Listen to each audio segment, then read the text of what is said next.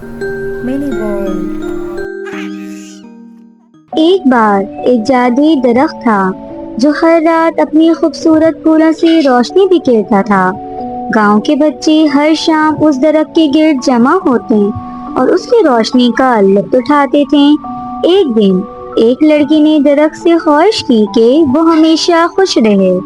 درخت نے اس کی خواہش سنی اور ایک خاص پھول دیا جس کی خوشبو گاؤں میں خوشی پھیلانے لگی۔ پھول کی خوشبو نے سب لوگوں کو خوش کر دیا اور گاؤں میں محبت اور خوشیوں کا ماحول پیدا کر دیا۔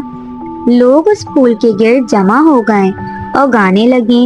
درخت نے سکھایا کہ خوشی بانٹنے سے بڑھتی ہے۔ گاؤں کے لوگوں نے اس پھول کی مدد سے ایک خوبصورت میلہ منعقد کیا جہاں سب نے مل کر جشن منایا۔ اس دن سب نے فیصلہ کیا کہ وہ محبت اور خوشی کو ہمیشہ بانٹیں گے۔ وہ درخت ہمیشہ ان کی دلوں میں رہتا اور ان کی خوشیوں کا سبب بنتا۔